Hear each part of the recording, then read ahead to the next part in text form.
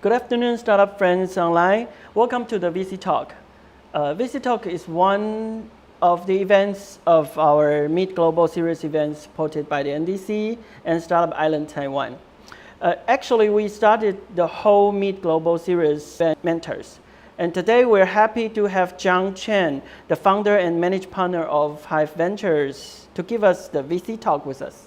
As an investor and serious entrepreneur, John will introduce his background a little bit, and most importantly, he's going to share some experience and thoughts in this talk. And after the talk, John will stay with us for the Q&A session to answer your questions. So feel free to be curious and lead. John Chen, and I'm the founder and managing partner of Hive Ventures. So I just wanted to start off by giving a background of myself to let the audience know how I got here and what it took to get to where I am today. So I was born and I really loved it. So in college, I actually studied computer science at Cornell University. So during my college in Silicon Valley, and I actually did two internships, one in 1999 and one in 2000. And it was actually in one of the years, I think it was 2000, where I went to this startup as an intern. And they got acquired in the middle of my internship. And basically, yeah, the startup was only 1 year old, and it got acquired for something like $200 or $300 million. But then, yeah, so I didn't take options during that time. But if I did, I think this would be a whole other story. Yeah, so after that, in 2001 is when I graduated from Cornell University and I decided to move to Silicon Valley to try my luck. But as it so happened, actually the tech bubble burst in 2001. And when I graduated, I found myself in a huge recession. So at that time, I didn't know, but I just felt like, well, if the economy is in recession, I actually shouldn't start a business because it's a bad time. But later on, I would figure out that actually it is a good time to start during the recessions, and I'll cover that a bit later. But so in 2001, instead of creating my own startup, I joined a few different startups over the next 6 years. So during that time, it was 3 different startups. The first one went bankrupt. The second one laid off all the engineers to move to China, and then the third one didn't do that well either. But I kind of learned a lot from way ahead of their time. So the market wasn't ready to accept it. The second one was because of cost savings. They needed to reduce their cash burn, so they moved their engineering team to China to save cost. And the third one, I actually joined really early on, and I was part of the product definition. One I can remember is I was in the meeting for basically the whole week. It was 40 hours straight of trying to define the product and who your customers were. And that was a very important lesson to learn, that you actually need to identify who your customers are before you can actually define what your product is. So I guess 6 years in working for startups, one day I just woke up and I thought to myself, originally, I wanted to start a company, and that was in 2001. Now it was 2007, and I just felt like I haven't done anything that I wanted to do. So that day, I just decided that I needed a change of pace, because at that time, Silicon Valley was actually quite comfortable. I had a high salary. It was comfortable. I could get out of work at 5 p.m. and do whatever I want. So then I started looking around, and at that time, it was 2007. Everyone was talking about China and how it was growing really fast, and there was a lot of opportunities there. So I decided, yeah, why not I just move to China and try to find some partners to start a business there. So I basically quit my job, and then I didn't know anyone in China at that time, so I felt maybe if I did an MBA there, I could meet partners to start a company. So I applied to China Europe International Business School. And after I got in, I still had about 6 months before I started school. So I actually joined a venture capital firm in the Silicon Valley for 6 months to just try to learn the other side of entrepreneurship, because I was in startups. So now I can move to the VC side to see how they look at companies and how they decide if they want to invest in them or not. So after 6 months there, at the VC, I moved to China, and that's where I met my 2 partners that I would eventually start my company with. And funny thing is that when I graduated from MBA in 2009, that was about the same time that the financial crisis happened too. So yes, again, I was in front of a recession. And this time I said, no, I can't wait anymore. I actually need to do it. So yeah, there actually won't be a perfect time to start a company. It's just that you just got to jump in and just do it. And if you don't, then you might regret it for the rest of your life. So that's when I decided to just do it, even though it's a recession. And the good thing is that actually during recessions, talent is cheaper. And when the market actually picks up and recovers again, your startup can actually grow with that uptick in the economy. So it actually is a great time to start businesses during recessions. So in 2009, me and 2 partners, we launched a big data company in China. Well, we were called lunatics at that time because big data was actually not a thing yet in 2009, especially in China. And a lot of people are just questioning, why are you guys starting a company in China when the 3 of you are not even local mainland Chinese? And they found that, well, a lot of people didn't believe in us. But I guess us 3, we had a strong feeling about data. We believed in the value of data, so we just continued down the path. And yeah, we made a lot of mistakes in the middle, not focusing and spending too much money and not focusing on sales and just building product and tech. But we were lucky. In 2015, we merged with a company called iClick, and in 2017, we helped the company grow to a NASDAQ IPO. So now in 2018, I moved back to Taiwan to kind of share my knowledge with the Taiwan ecosystem and the startups to try to help the startup economy in Taiwan. So we set up, the same 3 founders, we set up a venture capital firm called Hive Ventures. And we basically are trying just to help entrepreneurs in Taiwan to build their businesses and try to expand outwards to the international stage. So I'll talk a little bit about what I see in the Taiwan ecosystem. So before we came back to do this venture capital firm, I talked to a lot of venture capital people in Taiwan and asked them, how is it here? And a lot of people actually were telling me that there was no deal flow in Taiwan.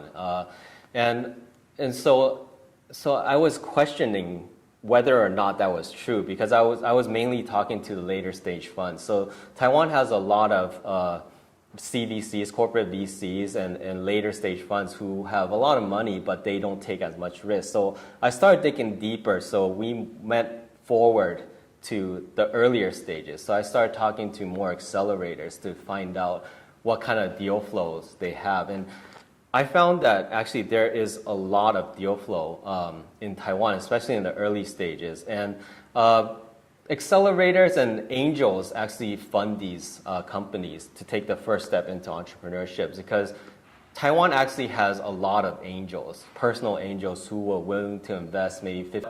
What I found was that actually when they come out of these accelerators or the angels' money runs out, they are having a lot of trouble raising their next round, which is in the range of $500K to $1 million rounds. So if you don't get any traction when you're in the seed stage, then no one will fund you when you reach the that kind of stage, $500K to $1 million stage. And kind of a business doing just Taiwan market, so they could survive, but they won't grow big. So because they weren't getting bigger, they don't have that growth potential, then a lot of the later stage VCs actually wouldn't invest in them. So Yeah, so basically we call this the chasm of death. So basically the accelerators and angels allow you to jump into entrepreneurship, and then most of them just die off because there's no support. So that's why we decided to position our venture capital firm in this range, because we actually had the expertise to and the knowledge to help these startups, once they come out accelerators, to help the BD side to actually get to a stage where the later stage funds in Taiwan or even global funds will be interested in investing in them. We started doing this 13 years ago, so we actually believe in a hyper-connected world. So IoT, AI, and big data are all intertwined. So Taiwan is strong in hardware. We all know that. And IoT devices is one thing that we can be strong in easily. And IoT devices will become more and more ubiquitous around the world in the next few years. And these IoT devices will generate a lot of data. So once you have the IoT device that generates a lot of big data, you use AI to apply it to the big data to have all these applications coming out of it. So all these things are kind of intertwined, and Taiwan actually has the talent and the technology to cover all of these things. So we believe that actually there is an opportunity for Taiwanese companies to step into this new paradigm. So I mean, when we came back to Taiwan, part of it was actually we really wanted to help Taiwan, because in the past 20 years, we didn't see that Taiwan did much of anything. But in China, when we were there from 2007 to 2018, we saw the huge growth in China. And we just felt like Taiwan had the talent, but they just needed, I guess, some more mentorship or some push to help them get onto the global stage. So our investment approach is similar, as in we want to take Taiwanese companies global. So we only invest in companies that are Taiwan related, whether you have an engineering team in Taiwan or you're a Taiwan founder or you're a pure Taiwanese company. So we invest in Taiwanese teams in order to help them define their product and get them ready to go global. So we're unlike other VCs. Actually, we step in and help the companies we invest in a lot. So we're kind of like the sixth man. So whatever you need, if you need a CFO, if you need a CTO, if you need a BD person, we will step in and help. So we actually spend a lot of time on our portfolio. So that means that we actually won't be investing in a lot of companies. We probably only invest in about 15 companies or so. So that will let us have enough time to work with each of the companies to really help them take the step forward into the global stage and to get the later rounds of funding. So I think one of the key things that Taiwanese companies need to look at is how to go global, or at least step into the regional world, because I mean, Taiwan is actually at a natural disadvantage when you're a startup. It's not like if you're a startup in the US or you're a startup in China. If you just target your home country, that is large enough a market to actually to carry you to be in a unicorn status. But Taiwan is not big enough in the market to carry a unicorn. So you need to look at the global expansion or the regional expansion from day one. So how do you do that? I think one thing is that you actually need to have enough knowledge of the outside market. Because if you don't know what is going on in other markets, then you won't be able to define your product to target them. So you should find partners, or you should talk to a lot of people to identify talent. Maybe you can find someone who has international expertise, well, not expertise, has international, have gone to other countries before, and they have seen what is out there. But I mean, we talk to a lot of companies, and when you talk about international expansions, actually a lot of companies will say, okay, my next target will be Southeast Asia, for example. But you need to know exactly where, because when you say Southeast Asia, that is a huge market with tens of countries in it. So even though Thailand and Indonesia are right next to each other, the way you approach each of these markets will be totally different. So you actually have to be very specific to understand that. And I mean, Taiwan is a great market to try things out. So you're here starting a company, you can build your product and test the market by using Taiwan as a launch pad for your international expansion. So you can test your products really quickly here and then find the correct product to launch on the international stage. But first of all, you need to know that your product is easily replicable in other countries. So when you're picking what you are doing or what product you are building, you need to find a product or a market that, I guess a pain point that you can actually see in Taiwan, but actually also exists in other countries. So then basically you can replicate that fast. Because if you're just targeting a pain point that only international experiences, they can actually help a lot because they have the resources overseas to help jumpstart your international expansions. Because if you're in Taiwan, you've never been outside, then it'll be very hard for you to get a lot of resources or connections. But if you have the right investors, they can easily introduce you to a lot of partners in a very short period of time, and it will kickstart your expansions really quickly. So I'm going to finish off by saying some few key points that I've seen in Taiwan. This will apply to entrepreneurs and what we as VC will look for. So these are most of the problems that we see. Is that the first one is you need to know who your target customer is, because a lot of companies we see they don't do the market research and they don't talk to potential customers. They start building the product as what they see fit. But so your mindset is more like if you build it, they will come.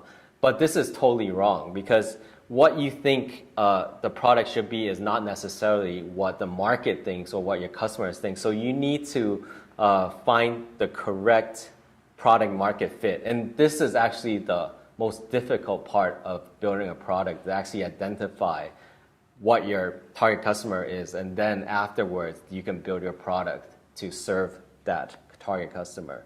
The second I briefly covered during the global part is that you need to pick a problem that has potential and that you can scale quickly. So you need to identify a problem that exists not only in Taiwan, but also in other areas, whether regionally or globally. So you can start out in Taiwan and quickly be able to scale that into other markets. So without this, then it'll be very hard for you to raise money from VCs, because we look for companies that can scale really fast. And the third is talent. So your core team is actually, or your founding team is actually your biggest asset. So as an early stage investor, we actually put a lot of weight on the founding team, because you can have an idea at this time, but if the market is always changing. But if the market changes, your idea might not be relevant anymore. But if the core team is strong, they will be able to adapt to the market changes to change your idea. So most of the time we are looking at the founders and whether or not we believe they can execute on their ideas, and if they can actually change with the market, if they can adapt with the market. The fourth one is focus. I think me as an entrepreneur previously, we also had this problem, and a lot of startups have this problem, is that focus is key. As a startup, you don't have a lot of resources, so you can't do a lot of different stuff. You can only focus on one thing.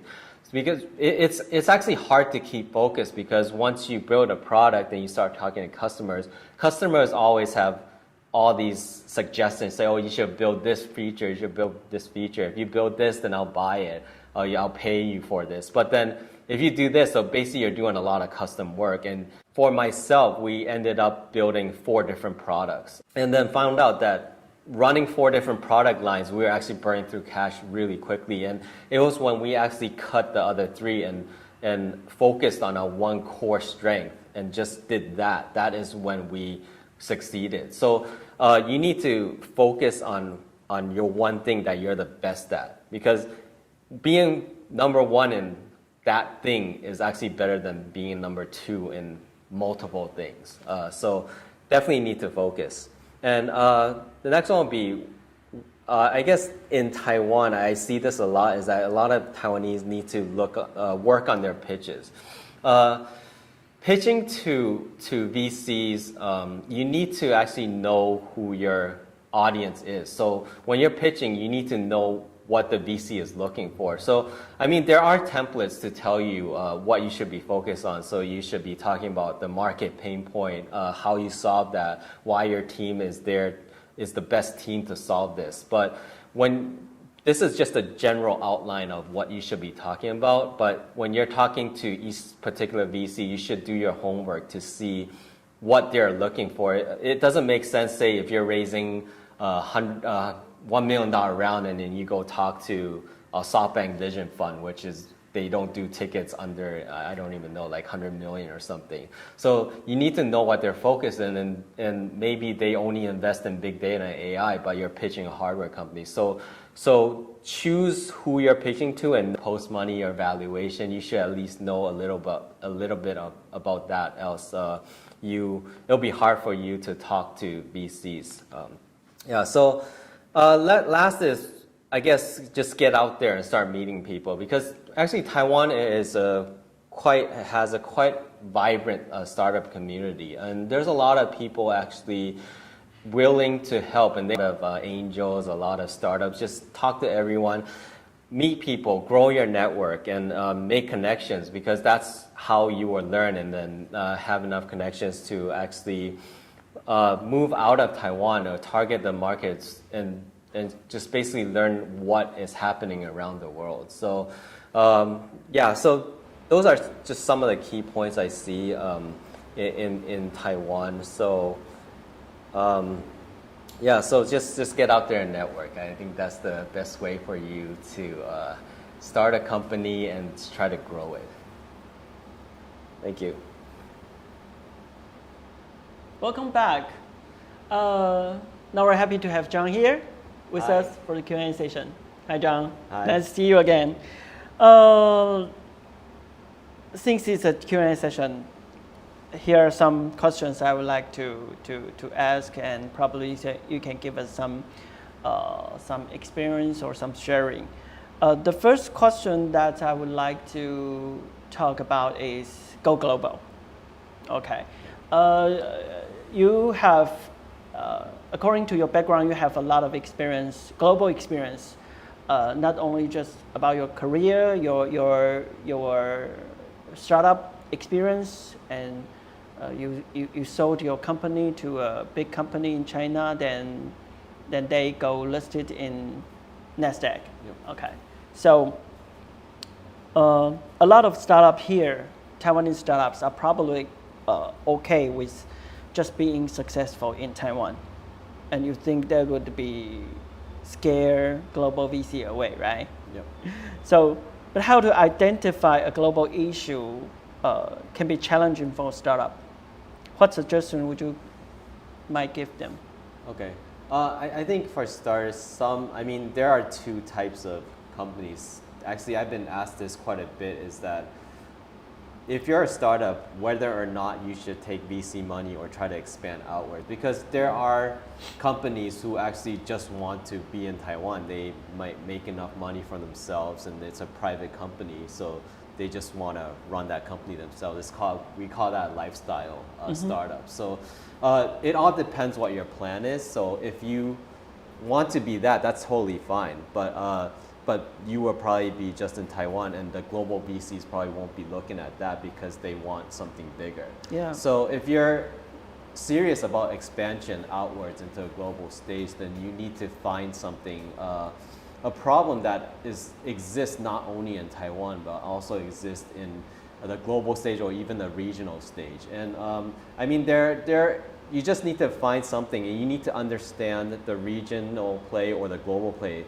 Find the idea that actually can be, that the problem exists outside of Taiwan and can be solved by a product that you solve in Taiwan first that they can replicate it across the region or globally really easily.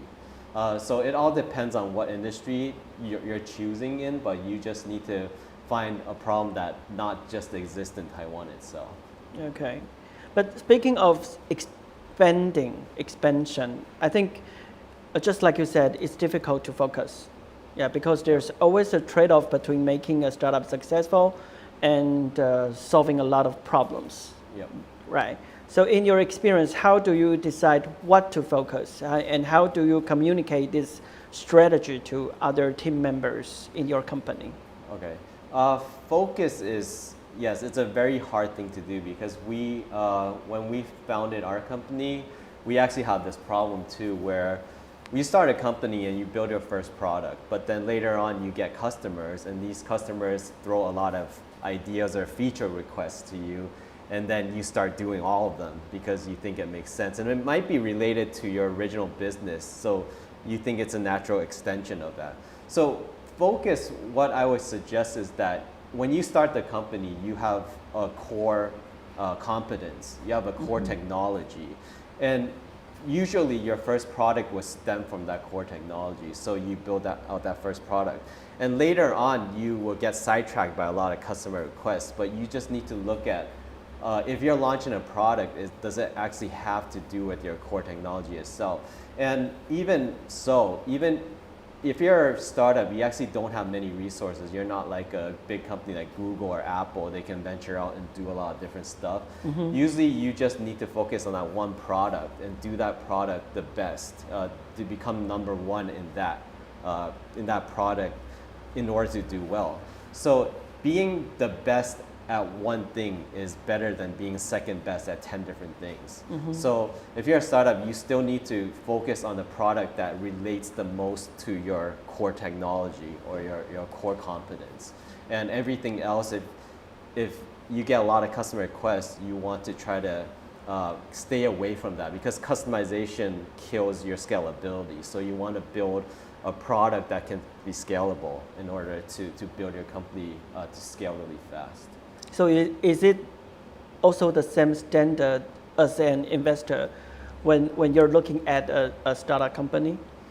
Yeah, so when we look at companies, we look a lot in the potential of the company because that would dictate how big your company will get. And you need to have a technology or product that is highly scalable, so it can't rely on a lot of customization.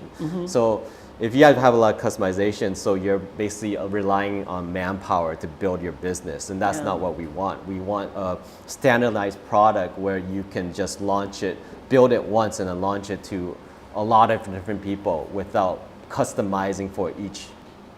You invest in. Okay. Yeah. Do you invest in C stage? Yes, we do. So we invest anywhere from C to A round. So usually we write ticket sizes are about $100,000 to $500,000 tickets. And we look for companies who have, our sweet spot is actually in the pre-A where they already have a product almost built or they are about to launch it into the market. So we will step in and go in and help these companies to position the product or to kind of see where that product could go.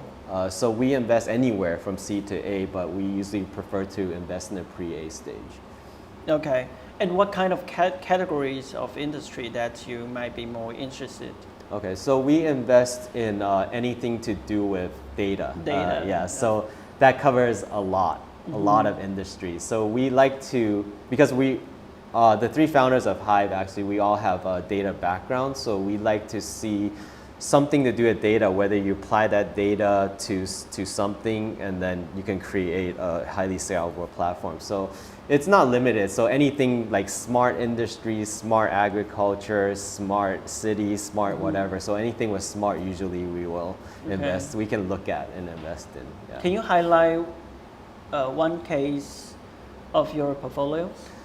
So our first investment was in a company called Canner. So they do data pipelining. So they help companies basically you can think of it as a technology that helps you gather a lot of different databases into one, so it looks like one database to you. So that is, we think, is the first step to digitalization of a company. So that is the first step you actually need to do, because these days there are a lot more data coming out and a lot of different legacy databases, new databases, and how do you gather all those databases together in order to create your BI company from Spark Labs Taipei, batch 1. Yep, yeah, right. they're Spark Edgar, Labs. I know you're watching. So. Okay, so let's go back to the questions. Do you think it's important to grow a unicorn in Taiwan? As an investor side? Yeah, so I think the term unicorn is great for publicity. So, I mean, the term unicorn just means a company that has a valuation of 1 billion. Whether or not it's a unicorn for Taiwan, actually, I don't think really matters. I think the key is that we need more companies, especially in the new technologies like software and data, that is more globally visible. So in the past 20 years, I guess you haven't seen a software company coming out of Taiwan that's being listed on NASDAQ or NYSE. So because of this, I think a lot of the people in the younger generation are kind of losing faith of creating a large company, a unicorn, coming out of Taiwan. But whether or not it's a unicorn, I think doesn't really matter. If it's a very well-known company, say you can list on NASDAQ for a 600 million, 700 million market cap, or you could have a high-profile acquisition by Amazon or Microsoft. I think that will also help our whole younger generation a lot, to let them know that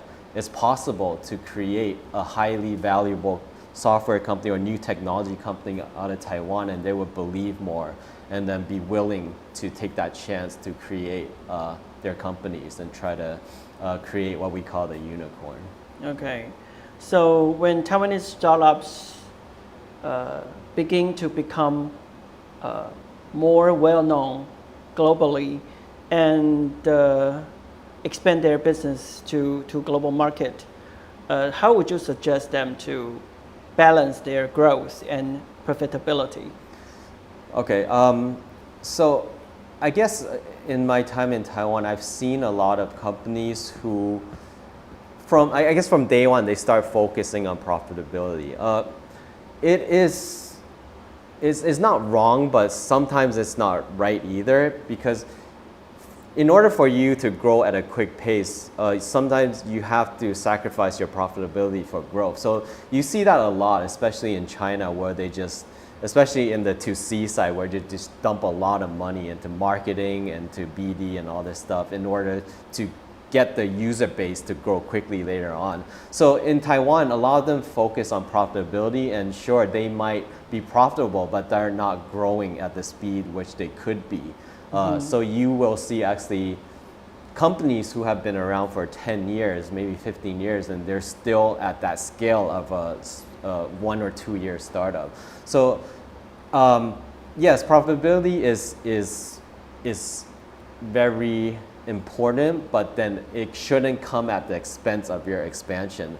But then on the other hand, of course, what you need the resources in order to grow quickly. So I guess it's two sides. One side is because, say you're a company in Taiwan and you have global dreams, so you want to raise $5 million for your Series A, but then you go out to the Taiwan VC ecosystem, you can't find that money because your plan was to expand globally from day one. Then you have to tone down your business plan to maybe I just do Taiwan for now, and then you can raise 500K or 1 million. So it's both sides. Like the VC industry needs to realize that, or have the confidence to invest in these companies with grand plans, and so that then the startups will have enough resources in order to expand outwards. Yeah.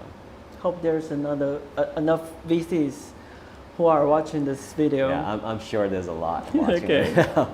Questions from the audience. Do you think because your previous startup is about marketing and social, right? Yep. So do you think the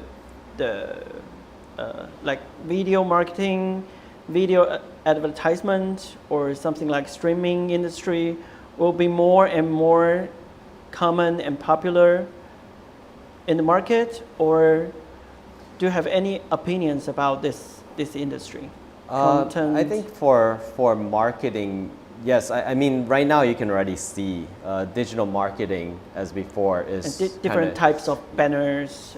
Oh, well, yeah. Well, I mean, digital marketing itself is kind of shifting towards social marketing, right? So you see a lot of these platforms coming out. So KOL marketing is what they call it. So these and there's beginning to have a lot of these platforms which look like in the digital marketing age ad exchanges, right? So now they're kind of taking the media part, which is actually the KOLs now, and then the advertiser, and trying to match them on marketing platforms in the future. Okay. Questions from the audience keep coming up. So what's your view on building a SaaS company in Taiwan? Because SaaS has been super hot in the US, but it seems not as popular in Asia.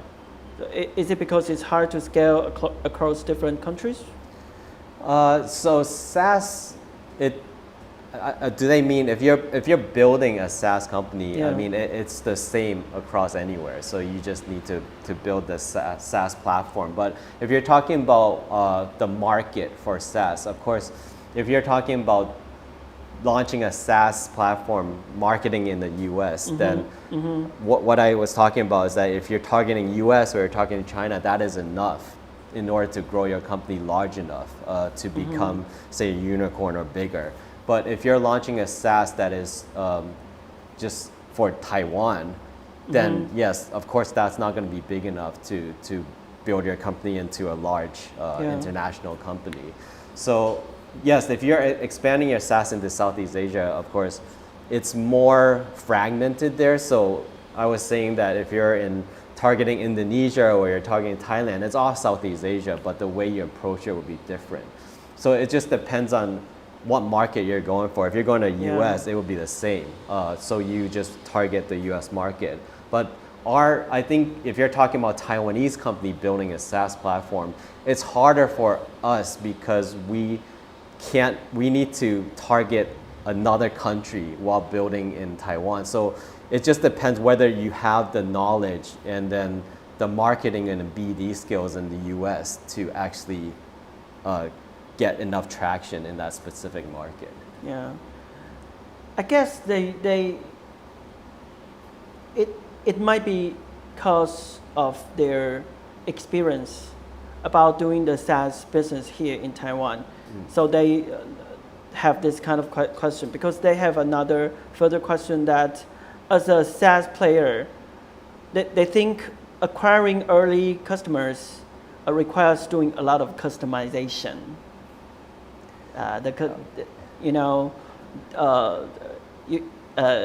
You seem discouraging in your talk not to do too much customization for your customers. So in other words, the most effective way of acquiring, but in Taiwan, I guess it's in Taiwan, the most effective way of acquiring customers is that you must be willing to do customization for your customer. So that is why many companies just turned into doing the customization thing or just turn into the consultant business. Yeah, I think it depends on, I guess, what stage that company is. Because when you talk about customization, if you're early stage and you're trying to get one client, it may be that they're telling you something that you should have in your product as a standard product, right? So maybe, maybe that feature is required in a standard product in order for you to scale outwards. So not necessarily that you're trying to customize for everyone else, every single customer. If that's your first customer, they're telling you that they need this feature or they're giving you feedback on your product in order to make it better. So customization itself is different than standardization. Is that customization is something you need to do for every single customer. So if you're in early stage and a customer gives you feedback and you build that for them and standardize that as part of your product. Help you to standardize it. Yeah, and then you can sell that product to 10 other people without customizing and for a bigger market. Yeah, then that isn't necessarily customization, but rather you're getting feedback from the customers because you're early stage, so you need to find the best product features to offer. Okay. So when speaking of going global, I think the government's policy and the government's effort is another key factor for startups. So, of course, you're also dealing with Taiwanese government right now, not for fundraising or to adjusting some policies, something like that. So, what do you think about the government's effort in helping the startup ecosystem here in Taiwan? Do you have any suggestions about what can the government do better to help Taiwanese startups go? Companies alongside the National Development Fund Angel Fund, and it's great because they provide additional funding for the companies and incentives for the funds too, and they are able to provide also resources that wouldn't necessarily be here without the government support. So I think they're already doing a great job in the earlier stages to get things started. I guess in the future, I'm sure they're also working on more stuff in order to grow the companies that we are incubating here, say from Series A to B. So in my presentation where the valley of death is, like, so I try to help out there somehow to get these companies who have some traction in order to grow bigger and to get out into the global stage. Okay. So do you also look at startups in other countries like Israel? I do look at startups, but our focus is actually on Taiwanese related startups. So I guess part of the reason why we came back to Taiwan to set up this fund is to help the Taiwanese ecosystem. So we actually solely invest in companies that have either a Taiwanese founder based in Taiwan or have significant operations in Taiwan. So anything that is Taiwan related. Of course, I will look at other countries' startups just to get a feel of what is going on in the world. Okay. So what's your suggestion for Taiwanese startups to attract VC from the US? I guess the main thing is that you need to have not just the Taiwan presence. And you need to have that growth that the Silicon Valley guys are looking for. So you can't be a company that is trying to target the Taiwanese market and try to grow here in just Taiwan. So you need to, as I said, look globally or regionally for a problem that you can solve and that you can build a platform that is highly scalable, because that's what they are looking for. They're looking for that high growth, big market companies. Okay.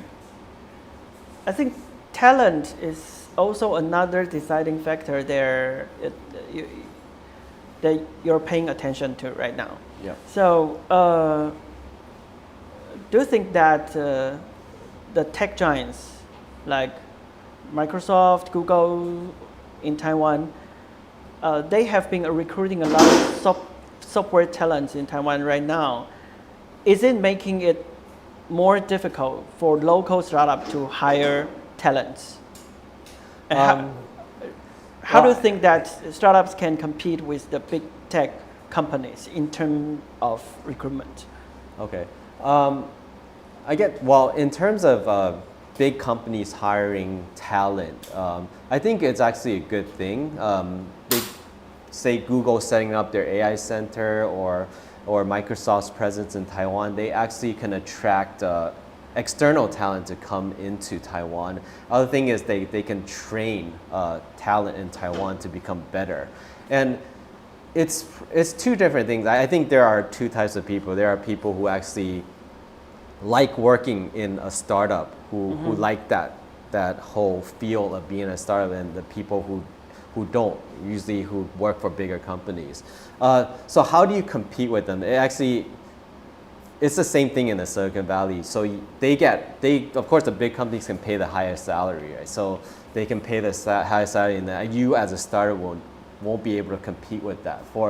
So what the startup should offer is ESOP, right? So we share, basically you own part of the company, so we'll build this company together and make it big. So that is the main sell. So when you find good talent that you want to join your company, basically you, as the CEO or the founder of the company, need to sell your company. You need to paint the big picture for them and then offer them a part of the company in order for them to join, knowing that they will take a pay cut to join you guys, but you can share in that dream if you should achieve it later on.